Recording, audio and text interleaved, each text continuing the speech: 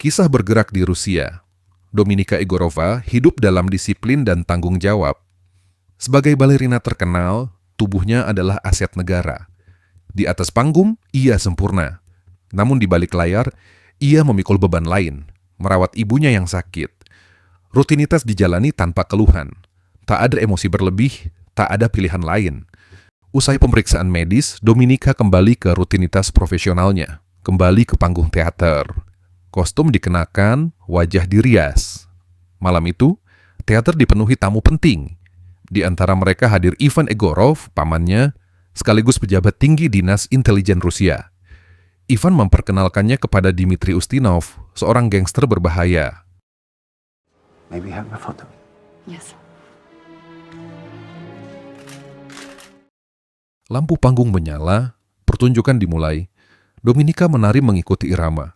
Gerakannya sempurna, nyaris tanpa celah, hingga satu momen menghancurkan segalanya. Pasangan menarinya melompat, lalu mendarat di kakinya. Suara retakan tulang terdengar jelas, kakinya patah.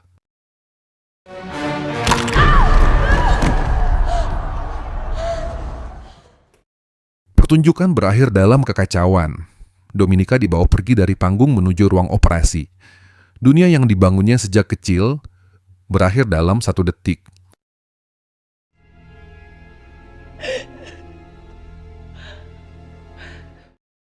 Jauh dari sana, Nate Nash, seorang agen Amerika, sedang menunggu. Sebuah panggilan otomatis masuk. Kata-kata acak mengalir cepat. Kode diterjemahkan, membentuk 1 titik pertemuan. Senjata diambil. Keberangkatan dilakukan tanpa penundaan. Malam menelan taman yang dipilih sebagai lokasi. Dari arah perlawanan, seorang pria misterius berjalan mendekat. Sebuah benda berpindah tangan. Tak ada kontak mata. Tak ada pengakuan. Namun tiba-tiba suara polisi terdengar.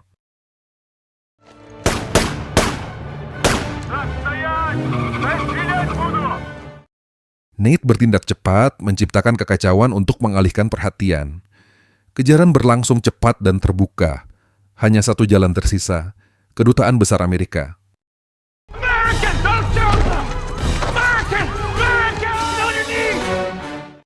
Perlindungan diplomatik menghentikan pengejaran. Di dalam kedutaan, evaluasi berlangsung singkat. Asep dinyatakan aman. Namun tindakan Nate harus dibayar mahal. Penyamarannya terbongkar. Tak ada pilihan lain, ia harus meninggalkan Rusia. Keesokan harinya, mesin intelijen Rusia bergerak. Ivan Egorov bertemu dengan Kepala Badan Intelijen Zakharov dan seorang jenderal senior. Rekaman pertemuan di taman diputar ulang. Identitas Nate sebagai agen Amerika telah dipastikan. Kepergiannya dari Rusia dianggap selesai. Fokus beralih pada sosok lain dalam rekaman. Seorang pria tanpa nama. The question is, who is he? 3 bulan berlalu. Dominika kini berjalan dengan bantuan tongkat. Tubuhnya pulih perlahan, tapi hidupnya berhenti di tempat. Ivan datang membawa kenyataan yang tak bisa ditawar. Posisi Dominika telah digantikan. Apartemen yang dipinjamkan teater akan ditarik. Biaya perawatan ibunya tak lagi ditanggung. Status Dominika telah berubah dari aset bernilai menjadi beban yang akan segera dilepaskan. Sebelum pergi, Ivan meninggalkan sebuah amplop. And I want to help you. So come see me when you're ready, please. Isi amplop itu memutus sisa ketenangan. Di dalamnya terdapat bukti yang rapi dan kejam. Foto-foto yang menunjukkan pasangan menarinya menjalin hubungan dengan penggantinya. Sebuah rekaman mengungkap kebenaran. Kecelakaan di panggung bukan kesalahan. Lompatan itu disengaja demi memberi jalan bagi kekasihnya. Hari yang sama, Dominika kembali ke teater. Ia mengamati mantan rekan dan perempuan yang kini menggantikannya. Amarahnya tidak meledak, hanya mengendap, dingin, dan terarah. Tongkat yang menopang langkahnya berubah menjadi senjata.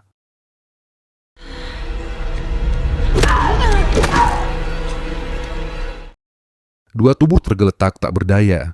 Dominika pergi tanpa menoleh. Namun, kesadaran datang setelahnya. Laporan disampaikan secara singkat, dikemas sebagai kecelakaan. Setibanya di apartemen, Dominika menemukan ibunya tergeletak di lantai kamar mandi. Pengasuh tak ada, bantuan telah dihentikan. Teater, menarik seluruh dukungannya. I'm going to take care of us. I'm going to take care of us. Tak ada pilihan yang tersisa. Dalam kondisi terdesak, Dominika menemui Ivan, pamannya sendiri. Bantuan datang dengan syarat, mendekati Dmitri Ustinov, pria yang pernah ia temui di teater. Dominika diminta masuk ke lingkarannya, membangun kedekatan, dan menggali informasi. It's one night, that's all I ask. Do this for your mother, Dominika. Malam itu, Dominika dikirim ke wilayah gelap yang tak pernah ia kenal. Ia memasuki hotel tempat Ustinov menginap mengenakan gaun yang telah disiapkan. Operasi berjalan sesuai dengan rencana. Target mendekat, kontak terjalin. Keduanya menuju kamar. Pengawal disingkirkan dan pintu tertutup. Namun, satu hal yang Dominika tak tahu, tubuhnya dijadikan alat oleh negara. Ia adalah umpan. Take off your dress. Operasi berubah menjadi mimpi buruk. Ustinov memperlakukannya sebagai objek. Situasi berubah cepat. Kekerasan mengancam.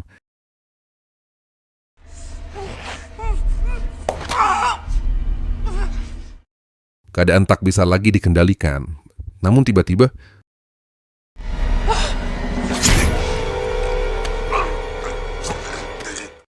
seorang eksekutor muncul dari belakang.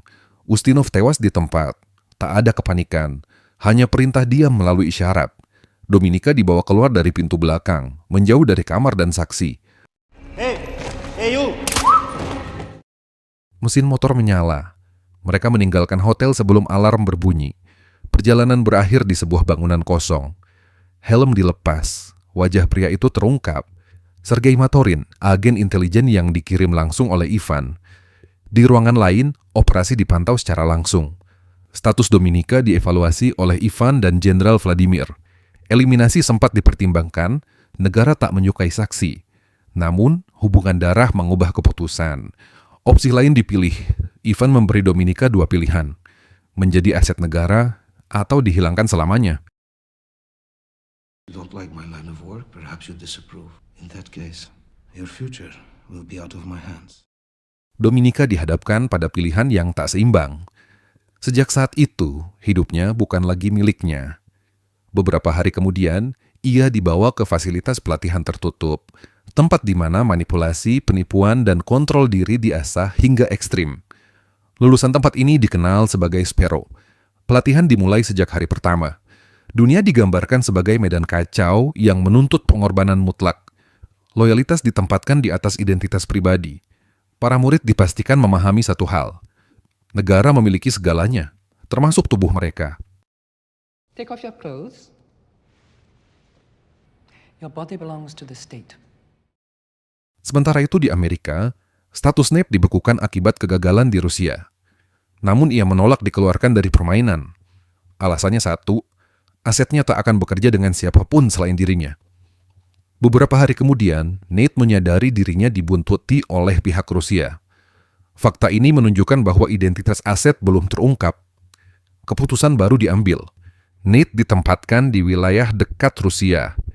Cukup untuk menarik perhatian, cukup untuk membuka kembali jalur rahasia. Can't get me into Russia, but somewhere close, somewhere in Eastern Europe. Simon, you gotta send me back. All right. Kembali di sekolah, doktrin diperdalam. Para calon agen diajarkan untuk membaca kebutuhan terdalam target mereka. Keinginan, ketakutan, dan rasa bersalah dipelajari secara sistematis. Tak ada ruang bagi empati. Hanya fungsi, hanya hasil. Ujian berikutnya jauh lebih kejam. Seorang siswi dipanggil ke depan, tekanan dibuat nyata, dan tak bisa dihindari. Ketika tubuh menolak perintah, kegagalan dicatat sebagai kelemahan. It's just flesh.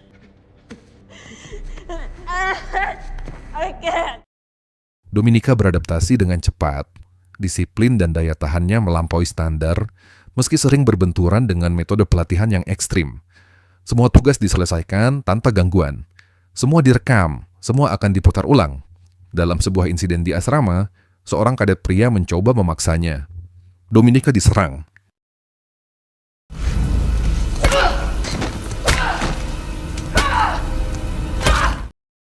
Evaluasi atas insiden tersebut tak terhindarkan. Jenderal Vladimir turun tangan dan memantau langsung. Tindakan Dominika dicatat sebagai pelanggaran, namun potensinya masih dianggap bernilai. Ujian berikutnya digelar di hadapan semua siswa. Proses berlangsung di bawah pengawasan kamera, dan subjek yang sama dihadirkan kembali. Instruksi diberikan singkat dan final. Cari tahu keinginannya. Give him what he wants. Dominika menguasai situasi sepenuhnya. Tekanan psikologis dialihkan, inisiatif direbut. Bukan hasrat fisik yang diinginkan. Dorongan utama target adalah kekuasaan. Power. That's what he wants. Hasilnya memuaskan pengamat di balik layar. Vladimir terkesan. Penilaian final ditetapkan. Dominika dinyatakan siap turun lapangan. Beberapa hari kemudian, Dominika kembali ke apartemen ibunya. Namun, waktu bersama itu singkat. Perintah baru datang dan harus segera dijalankan. Badan intelijen memperketat pengawasan terhadap Nate Nash. Agen Amerika tersebut diyakini memegang akses langsung ke Marble, pengkhianat yang bersembunyi di dalam struktur Rusia. Misi Dominika jelas dan final, mendekati Nash. Kepercayaan harus diraih. Identitas aset rahasia harus dibuka. I understand you are angry with me. You sent me to horse school. Dokumen baru diserahkan, nama lama ditinggalkan. Dominika tiba di Budapest dan langsung menuju apartemen yang telah disediakan. Ia bertemu Marta, Sparrow lain yang ditugaskan di lokasi yang sama. Lingkungan operasional sepenuhnya berada di bawah kendali negara, dan operasi lokal dikendalikan oleh Maxim Volontov. Informasi dasar tentang Nate dikumpulkan. Setelahnya, pengamatan dimulai.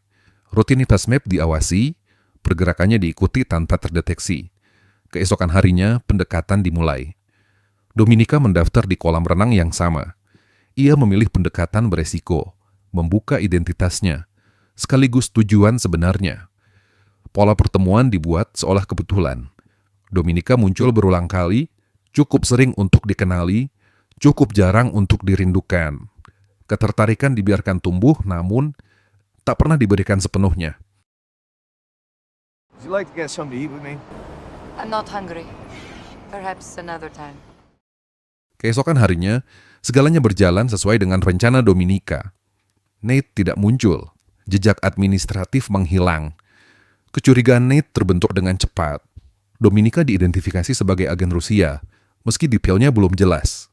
Alih-alih memutus kontak, Nate justru diberi izin untuk mendekat lebih jauh. Malam itu, Dominika melapor dan meminta akses resmi ke kedutaan Amerika. Volontov menyetujui, namun menuntut imbalan, sesuatu tentang Sparrow. Magic pussy. That's what they say. Perhaps I will find out. Pertemuan berikutnya berlangsung lebih terbuka. Di dalam kedutaan, Dominika menangkap sesuatu yang janggal. Marta terlihat menjalin kontak dengan seorang politisi Amerika. Indikasi transaksi intelijen mulai terbaca. Pengamatan terhenti ketika Nate muncul di hadapannya. Identitas Dominika telah diketahui. Statusnya sebagai mata-mata tak lagi disembunyikan. Ketertarikan dan ancaman berjalan berdampingan. Sebuah pertemuan lanjutan disepakati. Operasi memasuki fase berikutnya. Have dinner with me there. Tomorrow at 8. Okay. Di luar misi utama, Dominika menilai ancaman dari dalam. Kamar Marta diperiksa. Jejak transaksi intelijen ditemukan. Marta sedang mengumpulkan informasi dari Stephanie Butcher, staf kunci seorang senator Amerika. Marta pulang tanpa menyadari apa yang telah terjadi. Sebuah laporan internal kemudian diserahkan. Isinya jelas, posisi Dominika kini rawan. Semua karena Volontov mengirim laporan buruk tentangnya ke Rusia. Dominika tak menunggu. Ia memburu sumber masalah. Ia membuntuti atasannya. This is a coincidence? You are right. I do need a friend. Situasi sengaja dipanaskan. Provokasi berubah menjadi kekerasan, dan kamera merekam semuanya. Ancaman kini berbalik arah. Tomorrow you will write a favorable report or I'll have you arrested for assault. Di waktu yang sama, Nate menunggu sendirian di restoran. Waktu berlalu tanpa kehadiran Dominika. Ia pergi, tak menyadari bahwa dirinya sedang diikuti. Di apartemennya, Nate menerima pesan sandi baru. Informasi dicatat, lokasi berikutnya ditentukan. Ia bersiap bergerak. Tak lama, bel berbunyi. Come on now. Di dalam, upaya pendekatan dilakukan. Informasi sensitif tentang Marble ditukar dengan kedekatan. Namun pengalaman Nate menjadi penghalang. Ia menjaga jarak. What do you want, Dominic? I think you should probably go home and figure it out. Malam berakhir tanpa keputusan final. Dua agen saling menilai di ruang sempit, masing-masing sadar satu kesalahan akan berujung fatal. Pagi berikutnya, Dominika kembali ke apartemen Nate yang kosong. Sebuah gelas minuman diambil dari meja sebagai sampel. Saat ia pulang, Ivan telah menunggunya. I didn't know you were coming. What's the occasion? Do I need one? Tekanan dari pusat meningkat. Progres terhadap Nate dinilai lambat. Untuk membeli waktu, Dominika mengalihkan fokus operasi. Kasus milik Martha dijadikan tameng. Rencana diklaim sebagai operasi bersama untuk menargetkan kepala staf Amerika. Perhatian Ivan pun bergeser. Oh, I forgot my coat. I'll get it. Sebuah mantel tertinggal. Dari sana, identitas dan detail penting terbaca sekilas. Permainan berlanjut ke tahap berikutnya. Dominika berangkat ke Wina untuk membuka rekening bank. Langkah baru diambil. Rencana antisipasi disiapkan. Do you have your passport and all the information? Yes, I have it all here. Okay. Sore itu, apartemen berubah menjadi lokasi kematian. Saat Dominika kembali, Martha sudah tak bernyawa.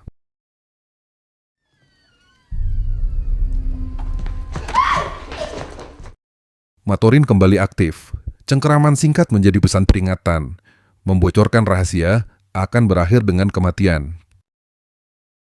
No. Call the police. Di tempat lain, pertemuan Nate dengan Marble memastikan identitas Dominika sebagai Sparrow. Ancaman diakui, tapi potensi perekrutan tetap dipertimbangkan. Tak lama, telepon berdering. Kabar tentang kematian Martha tersebar. Dominika menghadapi interogasi. Namun, tak ada informasi yang keluar. Whoever you are scared of, we can protect you. May I go? Saat meninggalkan kantor polisi, Nate sudah menunggu di luar. Mereka kembali ke apartemennya, dan kartu akhirnya dibuka. Dominika mengungkap seluruh tekanan yang mengurungnya. Rusia tak akan pernah melepaskannya. Semua yang ia lakukan hanya demi keselamatan ibunya. Nate menarik satu kesimpulan. Jalan keluar hanya ada jika Dominika berbalik arah. Skema baru ditawarkan, perlindungan ditukar dengan pengkhianatan ganda. Menjadi aset rahasia. Bekerja untuk Amerika. If you do this, I'll do everything in my power to protect you. Pagi hari dimulai dengan pengarahan singkat. Kesepakatan diterima. Rutinitas dilanjutkan. Setiap langkah Dominika disusun agar dinas intelijen Rusia melihat kemajuan nyata. Tak ada improvisasi. Semua terukur. Kontak berikutnya membawa Dominika ke lingkar inti Badan Intelijen Amerika. Pendeteksi kebohongan diaktifkan. Tekanan dibuat berlapis. Jawaban dikontrol. Hasilnya bersih. Ia lolos. Begitu pintu kepercayaan terbuka, tuntutan finansial diajukan. Awalnya ditertawakan, hingga satu nama disebut Butcher. Situasi berubah drastis, operasi disetujui. To sell information on a satellite defense system. I'm to fly to London on Friday to meet with her. Hari Jumat berikutnya, tim bergerak ke London. Dominika ditempatkan di kamar hotel yang telah diubah menjadi ruang operasi tertutup. Kamera tersembunyi diaktifkan, perangkat penukar data dipasang di bawah meja. Semua langkah telah ditentukan. Operasi memasuki fase berikutnya. Butcher tiba sesuai jadwal. Namun, pendekatan tak berjalan mulus. Ketidakhadiran Martha hampir membatalkan segalanya. Cara lain dipilih. Tekanan psikologis. Ancaman dan uang mengunci keputusan. $250,000 was a figure that you agreed upon. Don't you think you would be more comfortable in the private room? Pertemuan dipindahkan ke kamar. Transaksi berlangsung cepat dan bersih. Disket berisi data rahasia berpindah tangan bersama uang tunai. Pemeriksaan singkat dilakukan sebagai formalitas. Dalam hitungan detik, disket asli ditukar dengan salinan palsu yang telah disiapkan. Operasi berjalan rapi, lokasi ditinggalkan. Sementara Boucher diminta menunggu. We'll leave now. You wait an hour and then you go. We'll be in touch for the next delivery. Namun kecemasan dan alkohol mempercepat langkah. Boucher pergi terlalu cepat, instruksi diabaikan. Di luar hotel, ia menyadari pengawasan intelijen Amerika telah mengurungnya. Panik mengambil alih, uang dibuang. Jalan diseberangi tanpa perhitungan. Lalu,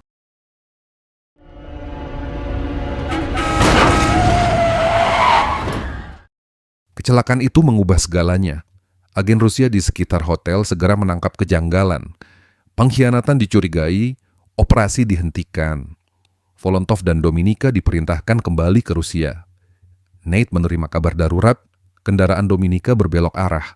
Mereka menuju bandara. Fuck, Trish, we fucked her real. Fucked her! Babak lama berakhir, fase berikutnya dimulai. Dominika ditarik pulang ke Moskow dalam status darurat. Tak ada penjelasan, tak ada perlindungan. Setibanya di Rusia, prosedur pengamanan segera dijalankan. Disket diambil. Dugaan pengkhianatan langsung mengarah pada dua nama, Volontov dan Dominika. Keduanya ditahan, disiksa, dan diinterogasi berhari-hari. Setiap detail dibongkar untuk menemukan celah pengkhianatan. Namun, Dominika tetap bertahan. Working for the Americans. I love my country. Metode berganti, tekanan ditingkatkan. Rekaman eksekusi Volontov diputar sebagai peringatan. Ujian terakhir diarahkan ke kepalanya. You give Boucher to the Americans? Oh. Hasilnya tetap nihil, versinya tidak berubah. Keteguhan itu akhirnya diterima. Ivan mengambil alih interogasi. Hubungan relasi personal dimanfaatkan. Pada akhirnya, Dominika dilepaskan. Misi belum selesai. Send me back. Let me finish what we started. Rapat tertutup bersama Zaharov dan Jenderal Vladimir berakhir tanpa kepastian. Loyalitas Dominika masih diragukan. Keputusan Ivan dipertanyakan. Dan sebuah solusi diambil. Matorin ditugaskan sebagai pengawas. Jika pengkhianatan terjadi, tak akan ada kesempatan kedua. If she's compromised, I promise you, she will be eliminated. Usai rapat, Ivan kembali ke kediamannya. Dominika telah menunggu. Keputusan disahkan. Misi terhadap Nate dilanjutkan. Malam itu, sebuah keyakinan disampaikan. Cara mereka berpikir sama. Cara bertahan mereka pun serupa. You're right. I am like you, Uncle. Budapest kembali menjadi panggung. Kemunculan Dominika mengejutkan Nate, mereka kembali ke apartemen. Di sana, Dominika menyatakan keinginannya untuk pindah ke Amerika, meminta dana tambahan, serta jaminan keselamatan bagi ibunya. Kesepakatan pun tercapai. Malam berlalu tenang dan terkendali, hingga suara asing memecah keheningan. Situasi berubah drastis.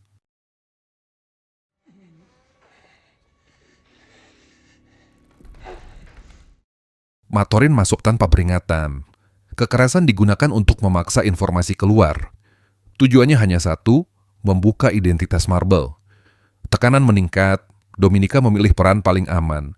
Ikut mendorong penderitaan Mesh, menjaga kedoknya tetap utuh. What's the name? No? Namun batas itu tercapai. Saat perhatian Matorin teralihkan, serangan balik terjadi.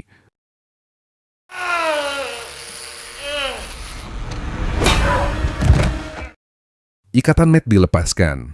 Pertarungan jarak dekat tak terhindarkan. Luka dan darah memenuhi ruangan. Hingga satu tusukan mengakhiri Matorin.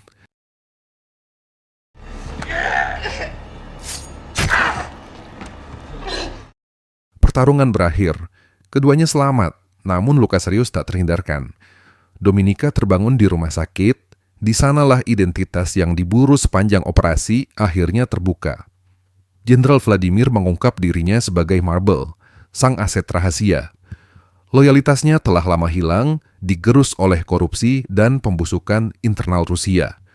Ia sadar waktunya hampir habis. Jika tertangkap, kematiannya tak akan berarti. So now you know. I am the mole. I am the man you're looking for. Untuk menghindari kematian tanpa arti, Vladimir menawarkan skema terakhir. Satu pengkhianat dijatuhkan, satu nama dinaikkan. Identitasnya harus diungkap, dan Dominika akan menggantikannya sebagai aset rahasia. Permainan harus terus berjalan. You have the power to decide whether or not I die in vain. Dominika tak memberi jawaban. Tak ada persetujuan, tak ada juga penolakan. Perhitungan dilakukan, resiko ditimbang, dan ia memilih berpindah. Beberapa jam kemudian, Dominika menyerahkan diri pada otoritas. Akses diplomatik diminta. I want to speak with the Russian ambassador. Permintaan bertemu duta besar Rusia dikabulkan. Dominika menyatakan telah mengetahui identitas mata-mata yang dicari. Nama itu akan diserahkan, tapi kebebasan menjadi syaratnya. Informasi kunci dijadikan alat tawar. Nama agen rahasia ditukar dengan dirinya. Thank you, Director Zakharov. Speak of this to no one else. Yes, sir. Kesepakatan pertukaran disetujui. Malam itu juga, sebuah bandara dijadikan titik temu. Prosedur keamanan diperketat. Nate mendampinginya untuk memastikan kebenaran identitas Marble. Pada titik ini, Nate merasa dikhianati. Semua ini hanyalah permainan. Dominika sejak awal ada di pihak Rusia. Tujuannya tercapai, membuka identitas Marble. I think one day you'll understand.